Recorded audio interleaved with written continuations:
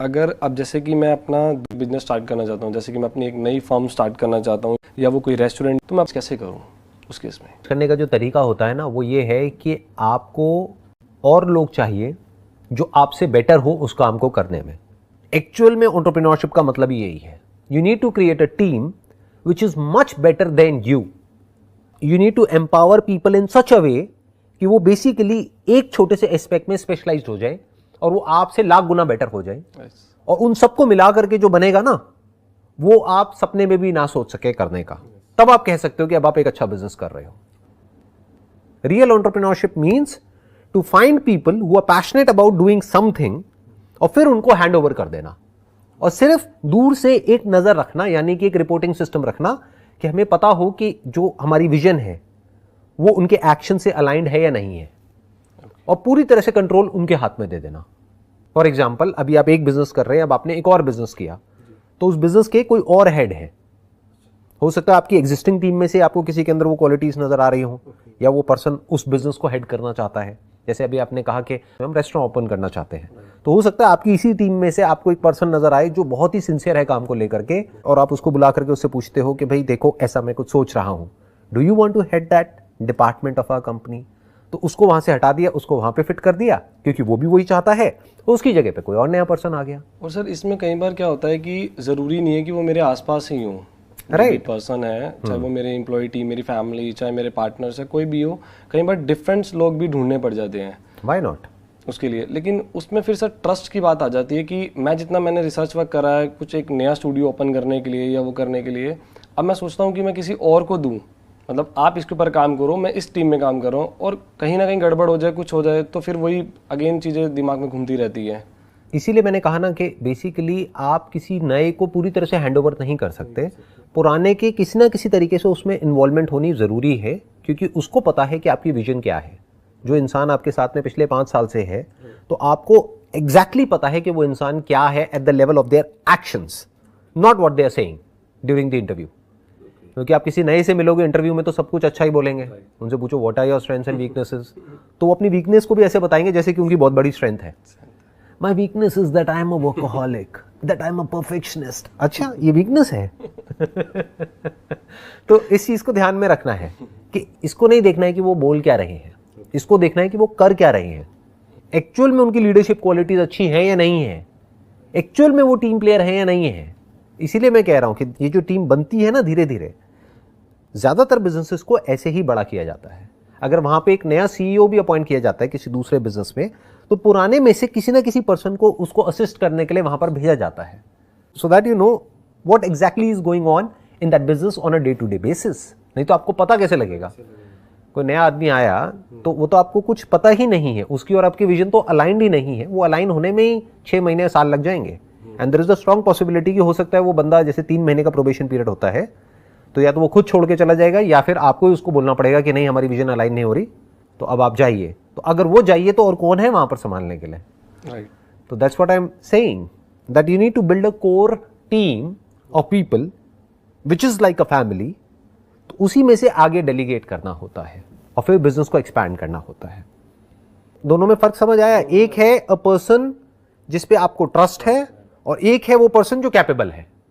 जरूरी नहीं है कि जिस पे आपको ट्रस्ट है वो कैपेबल भी हो। यस। ये भी एक बहुत बड़ी गलती होती है जो कई बार एंटरप्रेन्योर्स कर देते हैं कि एक पर्सन है वो कैपेबल तो है नहीं, उसको ले जाकर के बिठा दिया, वहां पे हेड बना दिया। अब बाकी के लोग कह रहे हैं किसको बिठाया हुआ है, इसको अकल तो है नहीं ना, इसको कुछ आइडिया है, इससे ज्यादा तो हमको पता है।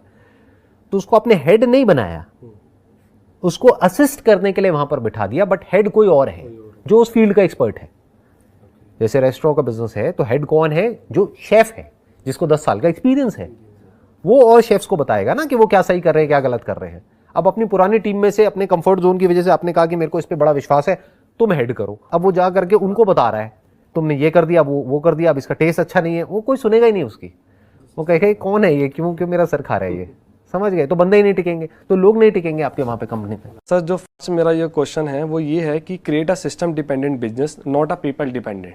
कई बार क्या होता है कि मैं भी एक कंपनी रन करता हूँ अपनी, तो जो भी मेरे एम्प्लॉयज़ हैं, जो कुछ भी वो करते हैं, कई बार क्या होता है कि सर मैं उनके साथ इन्वॉल्व हो जाता हूँ, तो उस वहाँ से हटकर मुझे अपना ध्यान जो है अपकमिंग प्रोजेक्ट्स पे, जो बड़े बड़े प्रोजेक्ट्स मुझे और लाने अपनी कंपनी के लिए, तो वहाँ पे मैं कैसे काम करूँ कि जो सिस्टम है पूरा का पूरा वो मतलब पीपल डिपेंडेंट सिस्टम नहीं होना चाहिए, एक सिस्टम होना चाहिए कि मुझे हर एक चीज़ अपडेट रहे टाइम टू टाइम।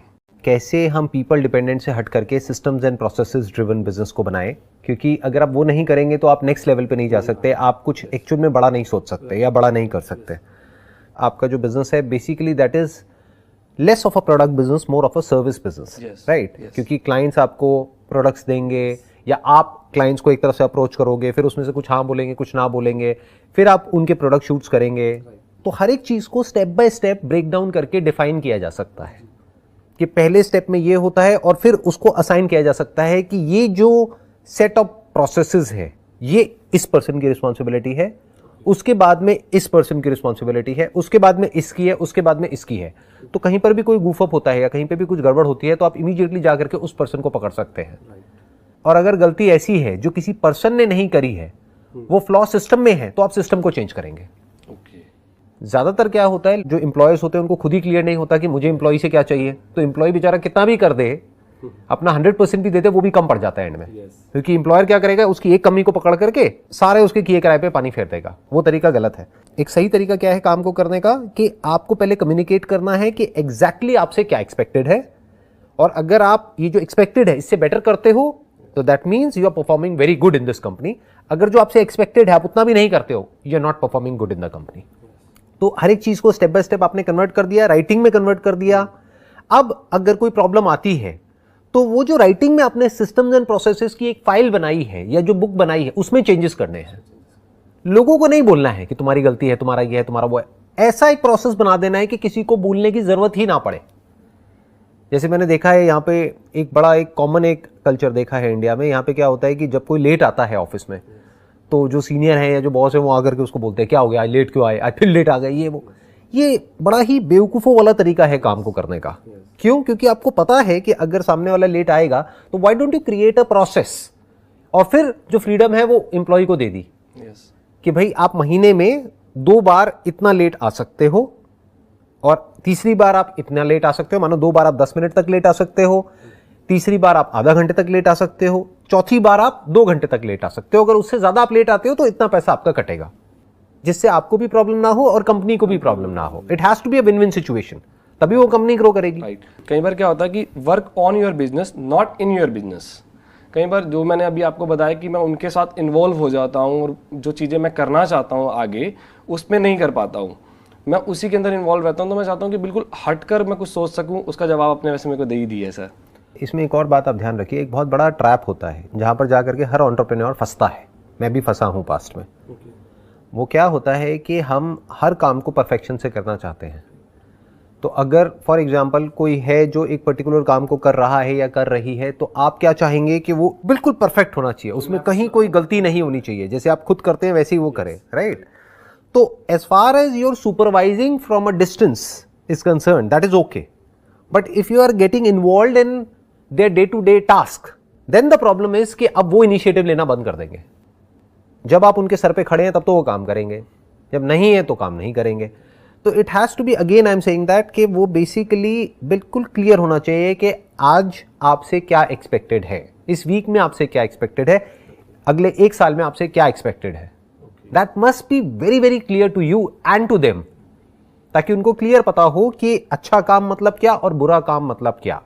ताकि फ्यूचर में अगर आपको किसी को निकालना भी पड़े अपनी कंपनी से, तो you must give a proper reason, a proper explanation कि बेसिकली ये प्रॉब्लम थी जो यहाँ पर ये लिखा हुआ था, इसकी वजह से हमको ये एक्शन लेना पड़ रहा है। कई बार एक्शंस लेने पड़ते हैं। जैसे कुछ चीज़ें हैं जिसको आप टॉलरेट नहीं कर सकते अपनी कंपनी में, अगर उसको आप टॉलरेट करते हैं तो क्या होगा, पूरा का पूरा सिस्टम ही खराब हो जाएगा। जैसे बोलते हैं ना, एक मछली पूरे तालाब को गंदा कर देती है। फॉर एग्जाम्पल कोई है आपकी कंपनी में जो फीमेल से ढंग से बिहेव नहीं कर रहा है, तो वहां पे कोई कॉम्प्रोमाइज नहीं होना चाहिए। Immediately you have to set an example for everybody else, so that women feel safe and secure in your company. या कोई फॉर एग्जाम्पल चोरी करता है आपकी कंपनी में, या कोई किसी तरीके से चीज़ों को बहुत ज़्यादा मैनिपुलेट करता है, चाहे फाइनेंशियली या अदरवाइज, तो you have to take action. पहले उसको वार्निंग दी, अगर उसके बाद भी वो नहीं समझा है, नहीं समझी है, तो you have to take an action. जैसे जो सड़कें हैं, अगर वहां पर कोई भी रूल्स को फॉलो ना करे तो कायदे से एक पनिशमेंट होनी चाहिए।